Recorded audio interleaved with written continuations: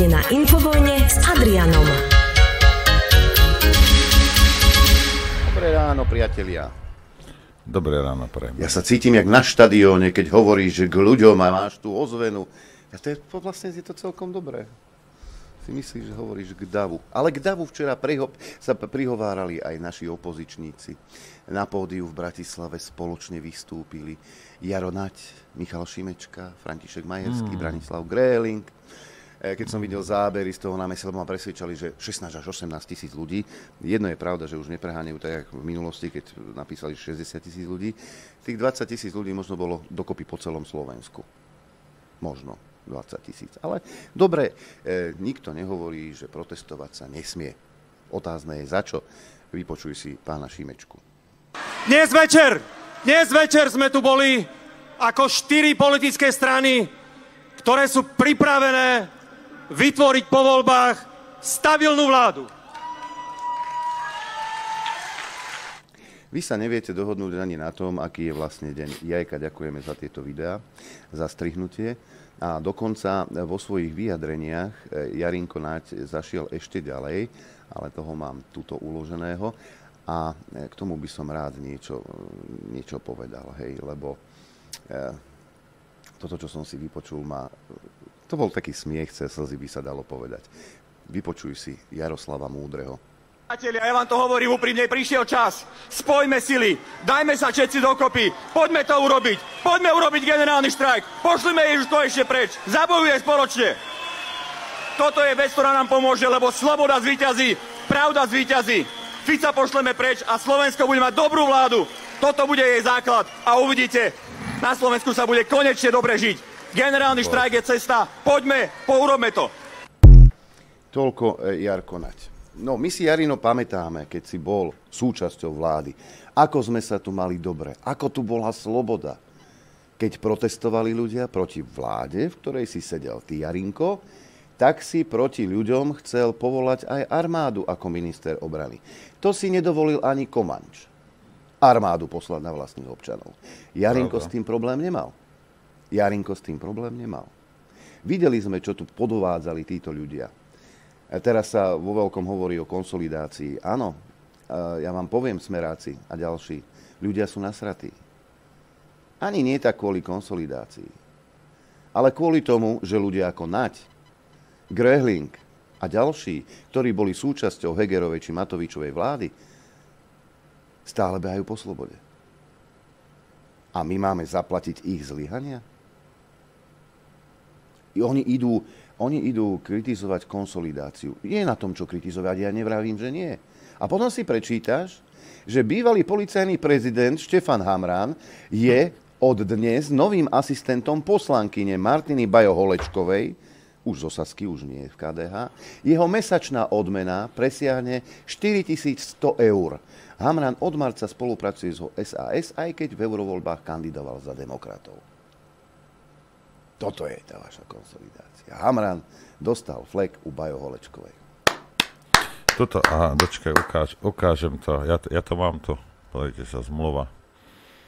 Asistent poslanca Hamran, aj. A tu je Martina Bajo-Holečková. Áno, je to pravda. Je to tak. No, ale vy idete urobiť tento štát lepším. V rokoch 2020 až 2023 sme boli priamými svedkami toho, ako táto partia bola pri moci. Gréling a Naď z toho pódia, samozrejme, nás presvedčali, akú dobrú vládu oni zostavia. A ako sa budeme mať na Slovensku dobre. Mám ešte stále pripomínať, čo sa tu dialo? Niektorí mi už píšu, už chodte už do ryti s tým covidovým obdobím, to je už za nami. Môj zlatý, a teraz ti poviem niečo. Nie. Keď sa táto partia dostane k moci, tak budú robiť ešte horšie veci, ako v rokoch 2020-2023. Lebo vedia, že môžu. Lebo za to, čo vyviedli, potrestaní neboli. A potom sa ťa opýtam, no čo, už je ti lepšie? Ako keď ste volili Matoviča, aby bola sranda. Bavili ste sa? Viacerí z vás nie však. Niektorým to bolo super, taká upratovačka v Lidli, ktorá ťa naháňala z metlou, lebo si nemal rúško. Konečne sa cítila dôležito. konečne mala tú moc ťa dodrbať. To áno. Takže my veľmi dobre vieme a pamätáme si, čo sa dialo, lebo u tých demokratov je aj Edko Heger, on bol predseda vlády. Si predstavte. Grehling and kompánia. Saska bola vo vláde. Videli sme, čo sa deje. Kde zmizlo vyše 20 miliárd eur?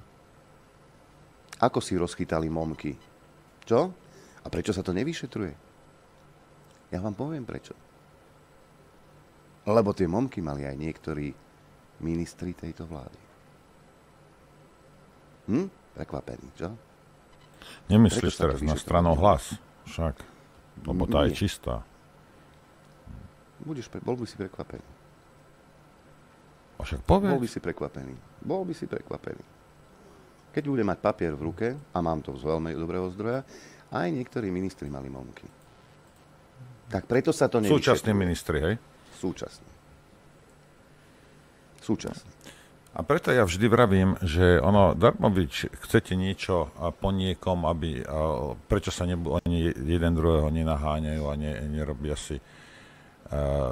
Videli ste to, povedzme Matovič, on veľmi, ale aj s týmto šialeným Naďom, s týmto náckom, oni veľmi, veľmi chceli pozatvárať.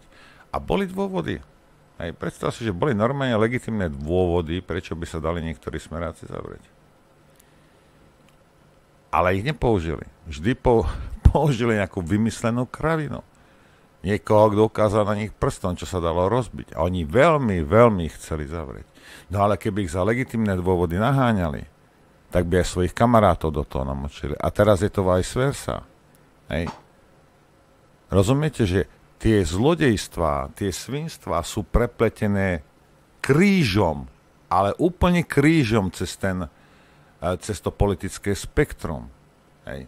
Proste je to tak. A preto si preto nebudú robiť proste veci poriadne a dôsledne, lebo Fero, Jožo, bratranec a ja neviem kto, bol do toho namočený tiež. Lebo samozrejme, ak si napríklad vo vláde, to by som ja urobil. Ja viem, že títo poctiví politici nie, ale ja by som to urobil tak, že dal by som aj opozícii trošku by som tam prihodil, by som ich pustil k Válovu, tam nakoniec, aby mali. Ale aby som mal ja potom dôkazy proti ním. Aby som ja potom nebol v problémoch. Pretože by som vyťal Ferka, Joška a týchto. A preto sa to takto deje. Preto sa nedejú veci. Rozumiete? Lebo je to celé prepletené a môžu si nadávať koľko chcú. Niekde v pozadí sú finančne prepojení títo ľudia. Takže takto to vyzerá na Slovensku. Len aby nám bolo jasné. Ďalšiu vec, čo chcem pustiť, lebo už to, čo robí Progresívne Slovensko, to už... Ja som sa na tom bavil. Vážne som sa na tom bavil. Akí sú hlúpi, ale teraz už sa nebavím, už sa ani nesmejem. Už ich ani neľutujem, už ani neviem, čo si mám o takej Štolovej napríklad myslieť. Niečo ti pustím.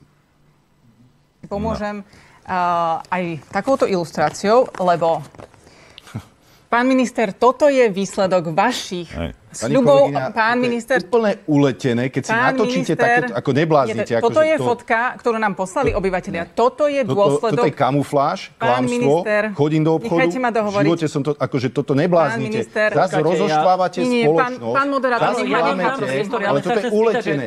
Pani Štolová, že na tom masle je nejaký bezpečnostný, aby niekto neukradol maslo. Keby si ma nechali dohovoriť, tak poviem. Pán minister, toto je dôsledok vašich sľubov o lacnejších potravinách. Nikto vám nehovoril, že máte lacnejšie potraviny sľubovať, keď sa teraz tvárite, že na to nemáte dosah. Výsledkom vašich sľubov je, že sa maslo stalo luxusným tovarom, že sa musí takto chrániť v obchodoch pred krádežou. Pani Štolová, prepáčte, teraz sa vás normálne spýtam aj ako bežný konzument. Ja som teda ešte maslo nevidel, ale majú obchodné reťazce pravidlá, že nad nejakú hodnotu sa zabezpečovacími prostriedkami proti krádeži dávajú tovary. Maslo podľa mojich vedomostí, prepáčte, ale ako keby pod touto hodnotou, že jasne, maslo za 3 € niekto dá na to na to bezpečnostný čip. Odkiaľ máte tú fotku? Toto je fotka od fanúšikov, od ľudí, ktoré nám prišlo. Toto maslo, ja vám aj poviem, toto maslo stalo 3,89, ale to je výsledok vašej politiky. Nechajte ma prosím dohovoriť. Toto je výsledok vašich sľubov, pretože... Neblázniť do takejto diskusie, ale skôr o psychickej a nervovej príprave do takejto diskusie. Lebo keď tu vidím takéto príspevky, ktoré vy aj neviete preukázať a možno, že to bolo aj umelou inteligenciou spravené a takýto blúd, ktorý v živote nikto nevidel v nejakej predajni, toto je príklad, ako rozoštvávate spoločnosť. Vy ničíte všetko, na čom stojí naša spoločnosť. Stačí, hej? Ja teda... No, pozri sa, pán minister by mal... Zamyslite sa nad týmto, hej, nad touto kravinou.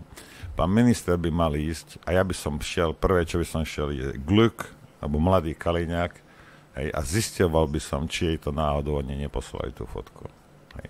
S tým vedomím, že vedeli, že tá krava je schopná proste na to skočiť. Hej. Lebo to vyzerá, že nie nejaký tvoj podporovateľ, tí hlupania, ale... Niekto z druhej strany ti to poslal, aby si sa ešte viac strapnila. Nepripadá ti to tak?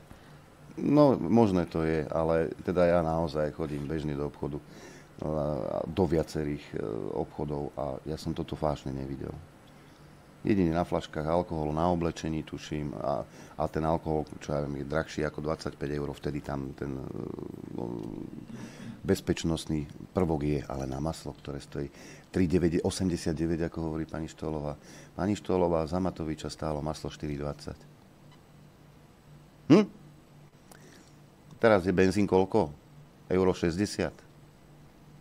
€60. Stovkový benzín som za Hegera tankoval za 2,09. Len tak mimochodom. Keď už ideme teda spomínať na tie ceny. Však? Takže, ak ste niekedy uvažovali o tom, že budete voliť progresívne Slovensko, toto vás čaká. Ako hovorí autor, toto na Slovensku písané nebolo. Čiže v podstate žiadne riešenia. Nenašiel som tam ani ja niečo o demografickej kríze, o podpore mladých, bývania, aby sa nám rodilo viacej detí. Nič. Dovezeme migrantov, to je riešenie. Tak je to najlepšie. Banda špinavá. A oni si ešte dajú do názvu strany Slovensko. Progres. To je ten progres, ktorý vám prinesú. Paráda, nie? Tešíte sa na budúcnosť? Ja tiež. Počúvate Rádio Infovojna.